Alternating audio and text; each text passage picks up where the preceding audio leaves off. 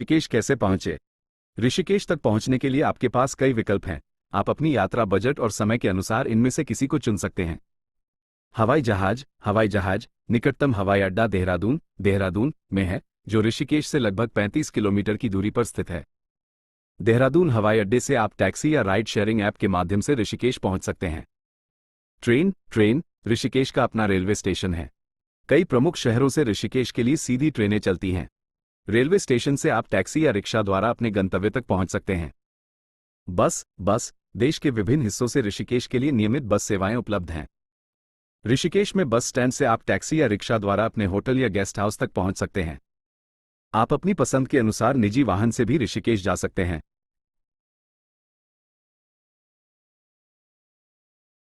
ऋषिकेश में रहने के लिए कई विकल्प हैं, जो आपके बजट और यात्रा के प्रकार पर निर्भर करते हैं।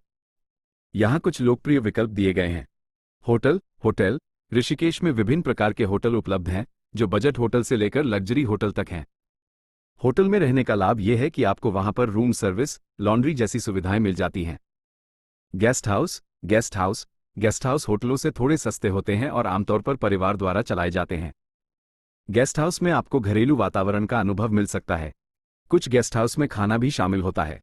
धर्मशाला सबसे किफायती विकल्प है। यह उन लोगों के लिए उपयुक्त है जो धार्मिक पर्यटन पर आए हैं। धर्मशालाओं में सादे कमरे और साझा बाथरूम होते हैं। कई धर्मशालाओं में यात्रियों के लिए निःशुल्क भोजन की व्यवस्था भी होती है। आश्रम ऋषिकेश में कई आश्रम हैं जो यात्रियों को योग और ध्यान का अभ्यास करने के लिए निवास स्थान प्रदान करते हैं।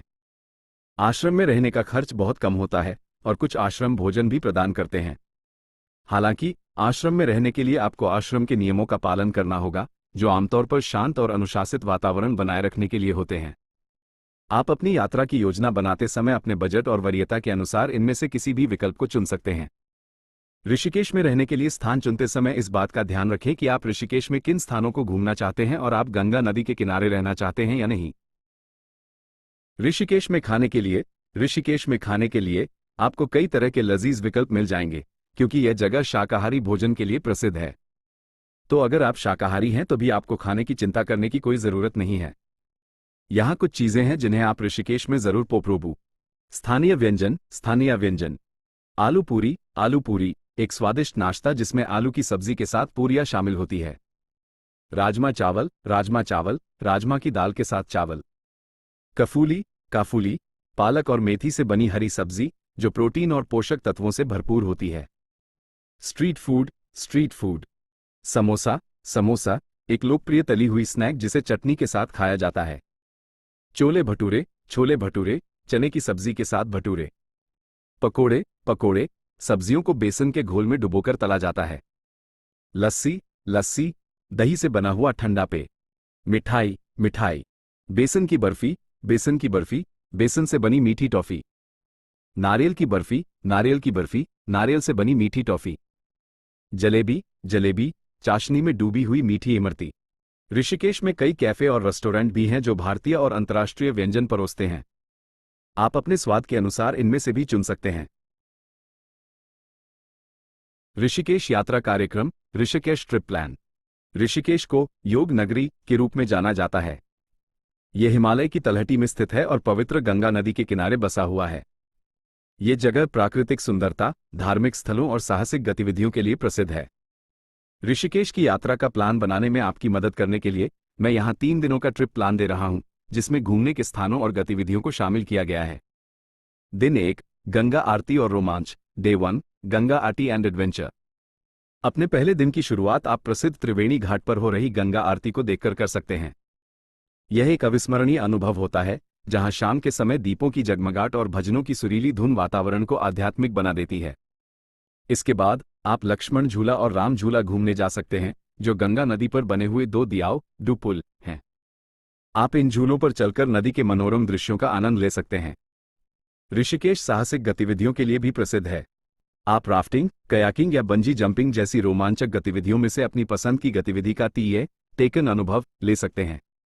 दिन 2 मंदिरों और झरनों की सैर। Day 2 temples and waterfalls. अपने दूसरे दिन की शुरुआत आप ऋषिकेश के कुछ प्रसिद्ध मंदिरों के दर्शन से कर सकते हैं। इसमें गीता भवन, परमार्थ निकेतन और नीलकंठ महादेव मंदिर शामिल हैं। ये मंदिर न केवल धार्मिक महत्व रखते हैं बल्कि शांतिपूर्ण वातावरण भी प्रदान करते हैं। बाद में आप ऋषिकेश के आसपास के खूबसूरत झरनों जैसे कि कुंजापुरी जलप्रपात और रॉयल कैसल फॉल की सैर कर सकते हैं। इन झरनों के पास आप प्राकृतिक सुंदरता का आनंद ले सकते हैं और तैराकी भी कर सकते हैं। दिन 3, योग और camping. Day 3, yoga and camping. अपने तीसरे दिन आप ऋषिकेश में योग कक्षा में शामिल होकर अपनी यात्रा को आध्यात्मिक अनुभव के साथ खत्म कर सकते हैं। यहाँ कई योग केंद्र हैं जो विभिन्न प्रकार के योग कार्यक्रम प्रदान करते हैं। यदि आप प्रकृति प्रेमी हैं तो आप ऋषिकेश के बाहरी इलाकों में कैंपिंग करने का विकल्प चुन सकते हैं। रात में आसमान में चमकते हुए तारों को देखना और नदी की बहती धारा की आवाज सुनना एक अविस्मरणीय अनुभव होगा। सामान्य सुझाव, जनरल टिप्स। यात्रा का समय। ऋषिकेश की यात्रा के लिए मार्च से मई का समय और सितंबर से नवंबर का समय सबसे अच्छा माना जाता है। इन महीनों में मौसम सुहावना रहता है। यात्रा का प्रकार। आप अपनी पसंद के अनुसार हवाई जहाज, ट्रेन या बस से ऋषिकेश पहुंच सकते हैं। ऋषिकेश में घूमने के लिए आप टैक्सी या रिक्शा का इस्तेमाल कर सकते हैं। बजट। आप अपने बजट के अनुसार होटल या गेस्ट हाउस का चुनाव कर सकते हैं। ऋषिकेश में भोजन के लिए कई तरह के विकल्प उपलब्ध हैं, जिसमें स्थानीय भोजन से लेकर कैफे और रेस्टोरेंट तक शामिल हैं। ऋषिकेश की यह यात्रा आपको हिमालय की प्राकृतिक सुंदरता, आध्यात्मिक शांति और रोमांच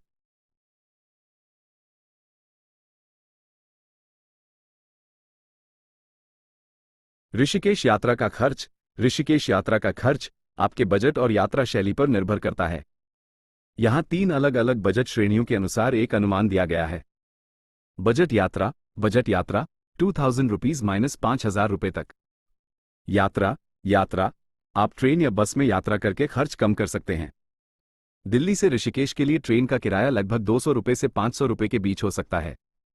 आवास धर्मशाला या बजट होटल में रहने से आप लागत को कम रख सकते हैं। एक रात के ठहरने का खर्च 500 रुपये से 1000 रुपये के बीच हो सकता है। खाना आप स्ट्रीट फूड और स्थानीय भोजनालयों में खाना खाकर खाने का खर्च कम कर सकते हैं। एक दिन के भोजन का खर्च लगभग 300 रुपये - 500 रुपये तक हो सकता है। घूमना आप घूमने के लिए सार्वजनिक परिवहन या पैदल यात्रा का उपयोग कर सकते हैं। एंट्री फीस वाली जगहों पर जाने से बचें। मध्यम बजट यात्रा 5000 रुपीज - 10,000 रुपये तक। यात्रा आप ट्रेन या वातानुकूलित बस में यात्रा कर सकते हैं। आवास आप गेस्ट हाउस या मिड रेंज होटल में रह सकते हैं। एक रात के ठहरने का खर्च 1000 रुपये से 2000 रुपये के बीच हो सकता है। खाना आप कैफे और रेस्टोरेंट में भोजन कर सकते हैं। एक दिन के भोजन का खर्च लगभग 500 रुपये - 1000 रुपये तक हो सकता है। घूमना आप घूमने के लिए रिक्शा या टैक्सी किराए पर ले सकते हैं।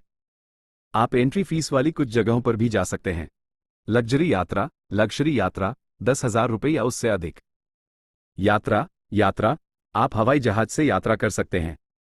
आवास आप लग्जरी होटल या रिजॉर्ट में रह सकते हैं। एक रात के ठहरने का खर्च 2000 रुपये या उससे अधिक हो सकता है। खाना डाइनिंग रेस्टोरेंट में भोजन कर सकते हैं। एक दिन के भोजन का खर्च 1000 रुपये या उससे अधिक हो सकता है। घूमना आप घूमने के लिए कैब किराए पर ले सकते हैं। आप रिवर राफ्टिंग और बंजी जंपिंग जैसी गतिविधियों में भी शामिल हो सकते हैं। ये सिर्फ एक अनुमान है और वास्तविक खर्च आपके चुनावों के अनुसार कम या ज्यादा हो सकता है। यात्रा से पहले थोड़ी रिसर्च करके आप पैसे बचाने के तरीके खोज सकते हैं।